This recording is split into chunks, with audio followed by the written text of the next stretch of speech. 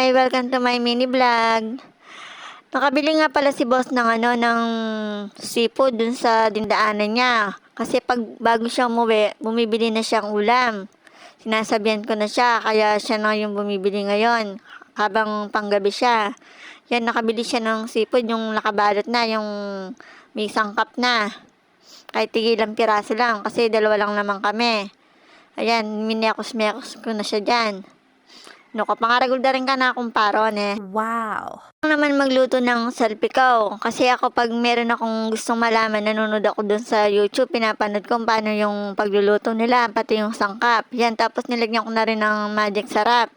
Yan, tapos konting mekos-mekos lang. Yan, paluto na siya dyan. Tapos binigyan nga pala ako ng laba ng papaya. Tuwing meron na hinog kasi dun sa papaya nila, binibigyan nila ako. Diyos ko, balamating ko mo naman kain eh, ng alas kanita. No, kote atakan ng kaya sabi may pakanyang ko ne. Basta didinanda ako. O may pakanyang ko ne. At kaya kapangalingman ko na yan. Inos ko na rin. Potay isipan kininos ne. May pakanyang kayo ne. Ayan, tapos kumakain na ako dyan. Kung napapansin nyo, ako lang mag-isa. Alam niyo naman yung boss ko, tuwing day off niya, kala mo birthday niya. No, may pakanyang yan eh. Pagtapos kong kumain, nag-urong na rin ako. Inugasan ko na yung mga pinaggamitan ko. Hindi ko na kasi agad inugasan kasi ako lang naman mag-isa. Kaya pagtapos kong kumain, nag-urong na ako. Yan, kinabukasan na pala niyang fast forward na tayo, ne? Ayan, nakikita niyo naman, nakabisyong inyong madam. Diyos ko, meron akong lakad ngayon. Ino kami pa kanyang ko, ne? Para maiba naman, magpapasyal mo na yung madam. Nanta, lumanghapya pang sariwang hangin. No, kami pa kanyang ko, ne? Wow! Ayan, nag-guys muna ako para presentable tayong tingnan. So, tingnan nyo naman ako, lagulagok pa kanyang Ken. Yan, fast forward na pala tayo. Nakarating na ako sa main gate. Kasi meron akong pupunta na importanteng bagay. Importanteng bagay, may pakanyang ko na. Ayan, nakita ko na naman pala yung Clyde. Diyos ko, nakalambit ko na nga kakita yung Clyde na. Diyos ko, ang ganyan, masanting niya pa mo rin. Malinis. Panigas iti maglinis kayo ng creme nangas kanita madisiplina. Bawal lang magkalat hanapin. O tapos pauli na kanyang ken. Tamang hintay lang hanapin. O yaman na bang kung kanyang ken. Tapos fast forward tayo na may kauli na pala. Pangabilis ng kaya madam ne. Ayan, sinali na ako mong sigang. Sinali kong babi metong kilo. Yan, tapos yung kalahati sisigang ko, yung kalahati mag-adobo ko. Tingnan nyo naman yung sibuyas ko. Diyos ko, ikuha na argumento buking ka na akong dukonan. Ayan, pinapakulo ko muna yung baboy para maalas yung lansa. Yan, saka hindi rin maitim yung sabaw niya. Tapos bumili ako ng buko. Pinano ko kay boss. Ayan, nilalagay ko na rin dyan yung dyan, tawag doon yung kangkong. No, kami pa kanyang ko ne.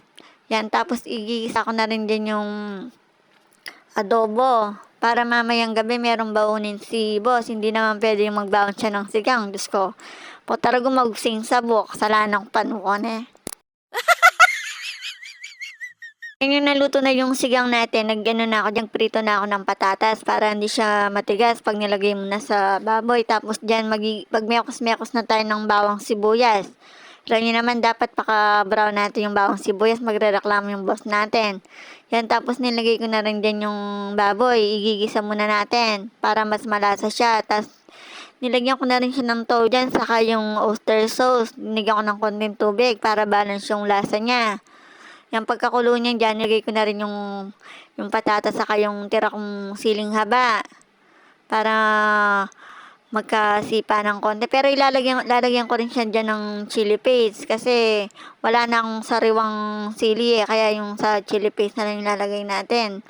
Yan yung babawin ni mamaya ni boss. Para hindi naman siya masuyad. Kung magsige niya, bakal na pawaring sigami pa kanya yan eh.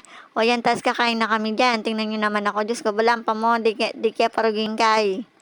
Pag nasa bahay kasi ako, ganyan yung suot ko. Mainit kasi, kaya yan na lang yung sinusot ko. Diyos ko, kabang kumakain kami dyan. Diyos ko, may nga pakailik pa king boss kung may pakanyan yan eh. Makanyan niya kaya. Nanong nga isip na, mga pakailik ko kaya, nanong nga sabi no. Ayan, kumakain na kami dyan. Sigang muna yung inulam namin. Yan, din ka seryoso mga pinadi na yung sasabihanan mo ka mga pakali na karago kaya may pakanyo nyo.